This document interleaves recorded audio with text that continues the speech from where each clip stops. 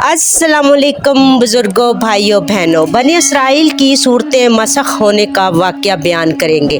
एक रवायत में है कि कबीले ने कौम बनी इसराइल से इलादा होकर दरिया के किनारे पर कुछ अपने रहने के वास्ते मकान बना लिए थे, और ये वाक़या उस वक्त अमल में आया जब हज़रत दाऊद अलैहिस्सलाम बलाए नाहगहानी में मुब्तला हुए। तो उन लोगों ने मौके को गनीमत समझकर अक्सर इकाम तौरात के छोड़कर खिलाफ काम शुरू कर दिए। मंजिला इनके अमूर के एक ये भी था कि वो हफ्ते के दिन शिकार न करें और न दुनिया की खरीदो फरोख्त करें। ये सब चीज़ें किताब तौरात में हराम थी। उन लोगों ने कोई परवाह न की और इन हराम करदा चीज़ों पर कारबंद हो गए जिनसे इनको मना किया गया था। जब इस कौम ने अल्लाह ताला की नाफरमानी शुरू की तो फिर इनके वास्ते अल्लाह ताला ने बेतौर आजमाइश के दरिया की मछलियों को हुक्म दिया कि वो हफ्ते के दिन दरिया से निकलकर साहिल पर आकर अपने खेल कूद में मशगूल रहे और दोनों में दरिया में जा रहे। बस अल्लाह ताला के हुक्म से मछलियां हफ्ते के दिन दरिया से निकलकर किनारे पर आकर फिरती रहती थी और हफ्ते के अलावा दूसरे दिनों में दरिया में जा रहती।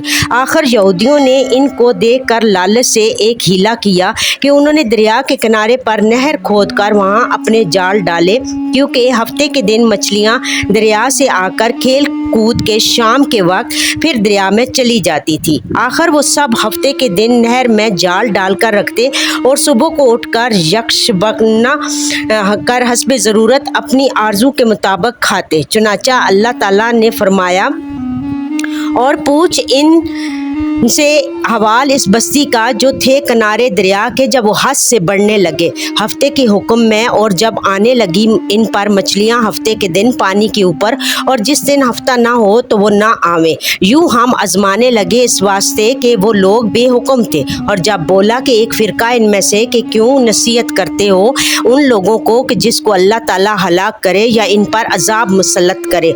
और वो लोग ये सुनकर सख्त बोले कि तुम हमको डराते हो, हम हर तरीका से ताकतवर है, हमारा कोई कुछ नहीं बिगाड़ सकता। लेकिन फिर भी हम उनको नसीहत करने वालों ने उनको बराबर नसीहत की। जब उन्होंने किसी तरह से भी ना और बराबर खिलाफ शुरू काम करते रहे और फिर इनको अजाब खुदाबंदी ने आ पकड़ा, महज इस वजह से कि वो अपने रब की नाफरमानी करते थे और नसीहत करने वाले की नसीहत पर अमल नहीं करते थे। और फिर हमने जिन कामों से मना किया था वो इसी के करने पर बराबर गामजान रहे। फिर अल्लाह ताला के हुक्म से वो बंदर झील हो गए। कुरान मजीद के सूरा अराफ के तर्जमे के फ़ायदे में लिखा हुआ है कि हज़रत दाऊद के अहद में यहूद को हफ्ते के दिन शिकार करना मना था।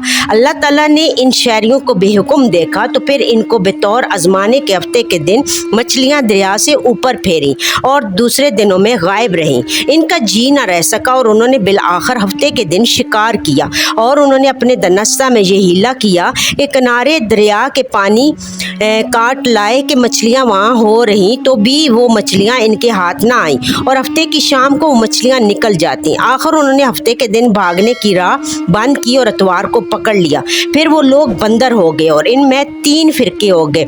एक तो इनमें वो थे जो शिकार करते थे और दूसरे लोग वो थे जो बाज आ गए थे, नाफरमानियों से बराबर मना करते रहते थे, और तीसरे वो लोग थे जो मना करने से थक गए थे और मना करना छोड़ बैठे थे। लेकिन वो बेहतर थे जो बराबर मना करते रहे और मना करने वालों ने शिकार करने वालों से मिलना छोड़ दिया। एक दिन सुबह को उठे तो दूसरों की आवाज़ न सुनी तो दीवार पर चढ़ कर देखा कि हर घर में बंदर ही बंदर नजर आ रहे हैं।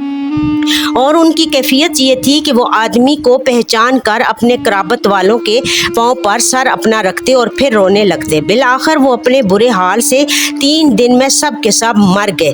किताब तौरात में अल्लाह ताला ने फरमाया था कि जब तुम हुक्म तौरात का छोड़ दोगे तो तुम पर और लोग मुसल्लत होंगे और फिर क़यामत तक ज़लील ही रहोगे। अब तुम गौर करो कि रूही ज़मीन पर यहूद की कहीं भी हुकूमत नहीं और वो गैर की रइयत में। पस ए मोमनो, बस सबब नाफरमानी खुदावंद कदूस बनी इसराइल के चेहरे और बदन को मसख किया गया, यानी मसख होकर वो बसूरते बंदर हो गए।